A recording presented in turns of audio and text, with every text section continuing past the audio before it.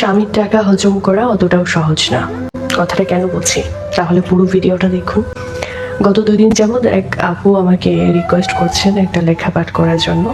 লেখাটা পরে ভাবলাম হয়তো আমাদের সমাজে অনেক নারীর গল্পের সাথে মিলে যাবে, ভাবলাম শেয়ার করি। আজকে স্বামীর সাথে শাড়ির দোকানে গেলাম, সে বাজেট দিল 1500 টাকা। তার ইনকাম ভালোই, তবুও 1500 টাকা দিল বাজেট। আমি খুশিই ছিলাম, তবে একটা শাড়ি চোখে পড়লো। 3500 টাকা বলেছে, আক্সিং প্রাইস 2000 হলে দিয়ে দিবে, দামাদামি করলে হয়তো দিয়েই দিত।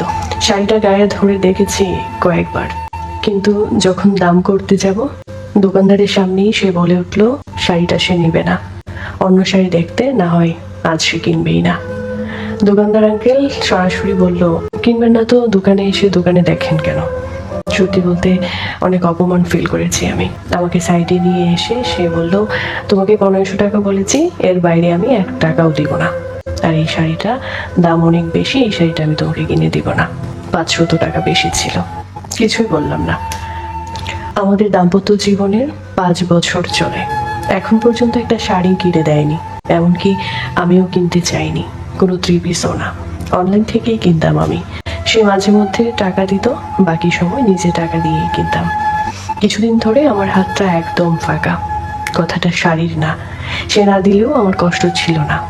দামাদামি করে দোকানদার যদি না দিত চলে আসতাম, কিন্তু সে তাদের সামনে যে ব্যবহারটা করলো সেটা খুব খারাপ লাগলো।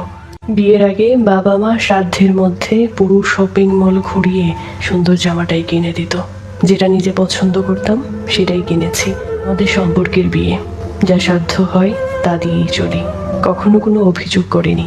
সম্পর্কের বিয়ে বিদায় বাবা মাকেও কিছু বলা হয় না, সবকিছু নিজের মতো করে নিয়েছি। স্যাক্রিফাইস, কম্প্রোমাইজ সব কিছুই করি।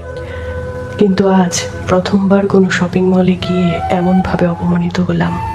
আসার সময় পুরো রাস্তা চোখের পানি পড়েছে। আসলে নারীদের নিজের টাকা থাকাটা খুবই জরুরি। হ্যাঁ, নিজের টাকা থাকাটা, নিজে ইনকাম করাটা খুবই জরুরি। আজকে টাকা থাকলে হয়তো আমি কয়েকটা দোকান দেখে অন্তত পক্ষে দামাদামি করে আসতে পারতাম, মনে শান্তি হতো, লজ্জাও পেতে হতো না। নারীদের টাকা তার মত প্রকাশের স্বাধীনতা দেয়। সত্যি, নারীদের টাকা তার মত প্রকাশের স্বাধীনতা দেয়। গল্পটা হয়তো সবার জীবনের জন্য নয়, তবে এখনো আমাদের সমাজে এমন কিছু পরিবার আছে যেখানে নারীদের টাকা নেই বিধায় কোনো মূল্যায়ন করা হয় না, অবহেলা করা হয়, অযোগ্য ভাবা হয়।